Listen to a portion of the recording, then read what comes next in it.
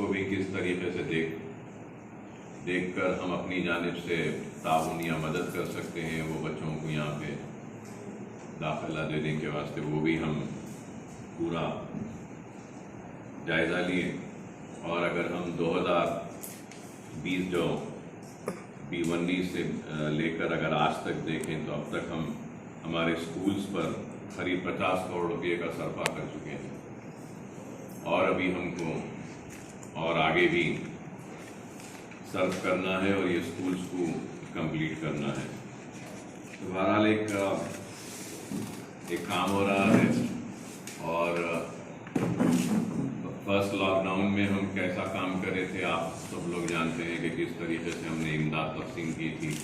ज़िंदगी के हर शोबे से ताल्लुक़ रखने वालों की मदद भी हमने की और हमारी जानिब से कोशिश की थी, अल्लाह ने हमसे काम लिया।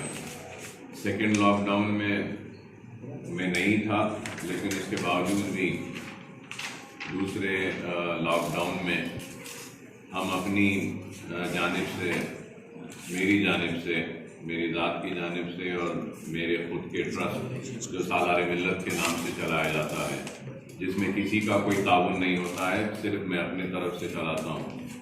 तो हम पका हुआ खाना दिए, और आप लोग जानते हैं कि काफ़ी लोगों को हमने पका हुआ खाना तक़सीम किया सेकेंड लॉकडाउन में, और शायद करीब 1 लाख लोगों का पका हुआ खाना सेकेंड लॉकडाउन में 1,40,000 1,40,000 पका हुआ खाना हमने तक़सीम किया। और फिर 20 लाख रुपया हल्के असेंबली चंद्रायन गुट्टे में ऑक्सीजन सिलेंडर्स के तक़सीम और रीफिलिंग के लिए मैंने अपनी जानिब से मेरे कॉरपोरेटर्स के ज़रिए हमने किया। और एक बात भी मैं बोलूँगा ज़रूर कि मजलिस इत्तेहादुल मुस्लिमीन चैरिटेबल जो ट्रस्ट है, उसको भी मेरी जानिब से और मेरे चलाए जाने वाले ट्रस्ट की जानिब से 30 लाख रुपये का अतिया हमने दिया। तो ये सेकेंड लॉकडाउन में भी 30 लाख रुपये मजलिस चैरिटेबल ट्रस्ट को हमने अपनी जानिब से दिया, जिसके ज़रिए चंद्रायन गुट्टे के मुतासरा और ऑक्सीजन की ज़रूरतमंद लोगों की मदद की गई। और वो मजलिस चैरिटेबल ट्रस्ट के ज़रिए ऑनलाइन जो ट्रीटमेंट किया जा रहा था, उसमें भी हमारी जानिब से ताउन हुआ उस 30 लाख के ज़रिए। और फिर 20 लाख अलायदा हमने अपनी जानिब से अपने कॉरपोरेटर्स के ज़रिए कई लोगों को हमने ऑक्सीजन सिलेंडर्स की तक़सीम की। और ये हकीकत है, इस बात से कोई इनकार नहीं करेगा कि मेरी गैर मौजूदगी के बावजूद भी हल्के असेंबली चंद्रायन गुट्टे के मुतासरा लोगों को परेशान होने से मेरे कॉरपोरेटर्स, मजलिस इत्तेहादुल मुस्लिमीन के कॉरपोरेटर्स और कारकुनों ने काफ़ी मदद की। हमारे पास पूरी फहरिस्त है कि कितने लोगों की हमने मदद की। चंद्रायन गुट्टे के हल्के क्या रहेगा या फिर नहीं, चंद्रायन गुट्टे हल्के की हद तक ही रहेगा। पहले ही मैं ऐलान कर चुका हूँ, वेरी क्लियर है, की हद तक ये रहेगा। और हाँ, काफी बंद हो गए, इसमें दीनी मदारिस भी काफी मुतासिर हुए। दीनी मदारिस के भी जो असातिज़ा हैं, उनकी भी हम मदद करेंगे और उनको भी ताउन करेंगे अपनी तरफ। प्राइवेट स्कूल को इसके लिए कम कर रहे थे, करेंगे, हम रिप्रेजेंट करेंगे स्टेट गवर्नमेंट से। पूरा साल भर मैच चला है, फिर फुल फीस भरना बोल के तंग पूरे प्राइवेट स्कूल। तो वो भी है, और काफी बच्चे जो है स्कूल बंद होने के बाद काफी बच्चे ड्रॉप आउट्स भी हो गए सर, तो उनके पेरेंट्स को कारोबार भी मुतासिर हुआ। तो देखिए साहब, क्या है इसमें, आप एक तरफा ही बात करते हैं। सवाल आप सिर्फ पेरेंट्स की इंटरेस्ट की बात कर रहे हैं, बिल्कुल सही है, बिल्कुल सही है कि ऑनलाइन क्लासेस हुए, स्कूल्स बंद थे, उसके बाद में फीस ले रहे हैं, नहीं लेना चाहिए। लेकिन उसका दूसरा रुख ये भी है कि आप लोग खुद बोल रहे हैं कि कई किराए के बिल्डिंगों में चलने वाले स्कूल बंद हो गए। तो क्यों बंद हुए? क्यों बंद हुए? फिर तो हर एक चीज का दो रुख है। हाँ, ये एक अलग बात है कि जब स्कूल्स नहीं चले, स्कूल्स बंद है, फुल फीस तो नहीं लेना चाहिए, कुछ तो कम करके लेना चाहिए, और वो लेकर वो अपने स्कूल्स को भी रिटेन करें, और अपने स्कूल्स में जितने टीचर्स है, जिनकी 10,000 तनख्वाह थी तो कम से कम 500 रुपए तो भी दे उनको। आप बोलिए एक टीचर जो बीएड है, एमएड है, क्वालिफाइड है, आज उन्हें दाने दाने को तरस रहा है, कोई उसकी बात नहीं कर रहे उस टीचर की। उसके बाद डिग्री है उसके पास, कई बच्चों को पढ़ा रहा था वो, और 1 साल से स्कूल बंद है और गवर्नमेंट की तरफ से सिर्फ 2 महीने देके उसके बाद बंद कर दिए, नहीं दिए उसको। तो वो एक पढ़ा लिखा आदमी आज रोड पर है, उसके बारे में कोई नहीं बोल रहा है, उसके बारे में भी तो बोलना चाहिए ना। मेरी सारी हमदर्दियां उन टीचर्स के साथ हैं और मेरी जानिब से जो भी हो सकता है मैं उन टीचर्स की मैं मदद करूंगा, क्योंकि जरूरी है उनके लिए, वो मैं कर रहा हूं, इसलिए मैं कर रहा हूं ये चीज। और कुछ है तो बोलिए सर। हम थोड़ा सा उसकी डिजाइनिंग कर रहे हैं, भी कंप्लीट नहीं हुआ। हमारे आईटी के जो जिम्मेदार हैं उनकी तबीयत थोड़ा खराब हो गई, तो इंशाल्लाह एक 8 दिन में हो जाएगा इंशाल्लाह। सर ये जॉब मेला जो मुगलपुरे में जो सेंटर जॉब प्लेसमेंट करेंगे, मेला नहीं। अच्छा, मेला नहीं, जॉब प्लेसमेंट नहीं, मेला नहीं है सर। जॉब प्लेसमेंट के लिए हेल्प करेंगे, कॉम्पिटिटिव एग्जाम्स की ट्रेनिंग देंगे, ग्रुप 1, ग्रुप 2, ग्रुप 3 में भी हम ट्रेनिंग देंगे। फिर ये देखिए आप बैंक में वैकेंसीज आते हैं, रेलवेज में आते हैं, इंडियन आर्मी में आते हैं, कई जॉब्स खुलते हैं, लेकिन यहाँ के लोगों को नहीं मालूम। तो हम वो गाइड करेंगे कि बताएंगे कि देखिए ये ऑप्शंस आपको खुले हैं, रेलवेज में ये नौकरियां हैं, इंश्योरेंस में ये नौकरियां हैं, बैंकिंग सेक्टर में ये नौकरियां हैं, क्यों नहीं आप पढ़े लिखे लोग उसमें अप्लाई करते हैं। हम वैसा गाइड करेंगे।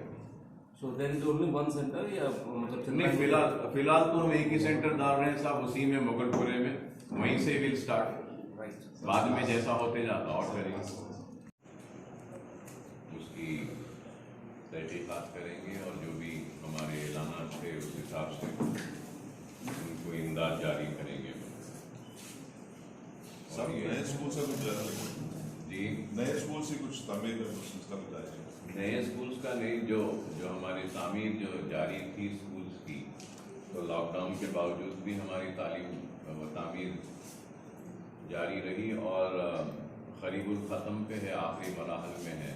जैसा सलाला का स्कूल है वो भी मुकम्मल तकरीबन ख़त्म पे है, लेकिन इस तालीमी साल से ने आइंदा तालीमी साल से उसका इरादा है। उसमें सलाला की स्कूल का जुमला तामीराती रकबा जो है वो 46,600 स्क्वायर फीट है और मुकम्मल कंस्ट्रक्शन जो हो रहा है उसका तखमीना लागत 6.5 करोड़ रुपये की है। तो हम अभी तक उसमें 5 करोड़ रुपया सर्व कर चुके हैं और फर्नीचर के लिए भी कुछ करीब 1 करोड़ होगा, और वो ज़मीन जो हम खरीदे थे करीब 3.5 करोड़, तो बहरहाल वो एक सलाला का प्रोजेक्ट टोटल हमारा 11 करोड़ का है, तो करीबुल ख़त्म पे इंशाल्लाह हो जाएगा। और फिर खर्च हुआ खरीद फिर से 95 लाख रुपया हमने सर्व किया सेकेंड लॉकडाउन में भी। तो बहरहाल काम हो रहा है, काम कर रहे हैं, आगे भी काम करना है इंशाल्लाह ताला। हम आगे भी काम करते रहेंगे और सबसे ज़्यादा परेशान हाल वो असातिज़ा हैं जो स्कूल्स बंद होने की वजह से उनको कुछ तनख्वाहें नहीं मिली, तो उनके भी मदद का हमने वादा किया था। इंशाल्लाह हम अपने ऐलान के मुताबिक दरखास्तों को तलब करेंगे। हल्का असेंबली चंद्रायन गुट्टे के जितने टीचर्स हैं उनको हमारी जानिब से कुछ राशन देंगे और 2,000 रुपये की इमदाद भी हम अपनी तरफ से देंगे। और कोविड में जिन बच्चों के पेरेंट्स का इंतकाल हो गया उन बच्चों की फ्री तालीम हमारे स्कूल में चंद्रायन गुट्टे की असेंबली कॉन्स्टिट्यूंसी के हद तक हम उन बच्चों का इंतज़ाम करेंगे।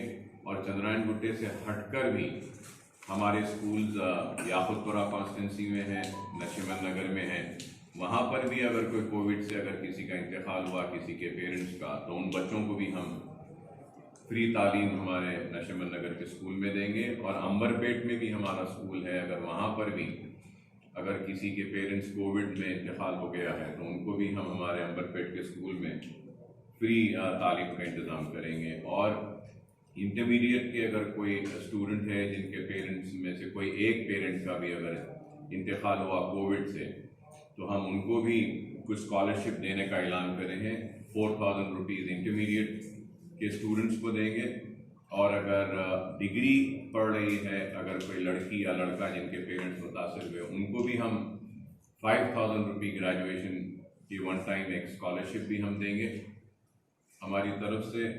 तो ये ऐलान हमने पहले किया था, तो इन ऐलान के लिए हम ऑनलाइन दरख्वास्तें मंगाएंगे सारे लोगों से। वो हमारा जो एक वेबसाइट रहेगा जो सालारी मिलत एजुकेशनल ट्रस्ट के नाम से है, तो वहाँ पे हम ओपन करेंगे। तो जितने टीचर्स हैं, जितने स्टूडेंट्स हैं, वो सारे वहाँ पे अप्लाई कर सकते हैं। लेकिन कंपलसरी ये है कि एप्लीकेंट अपने पेरेंट्स का आधार कार्ड, वोटर आईडी कार्ड और चंद्रायन गुट्टे में रिसाइड करते हैं, रहते हैं, उसका एक एविडेंस और सबूत भी ऑनलाइन सबमिशन करना पड़ेगा।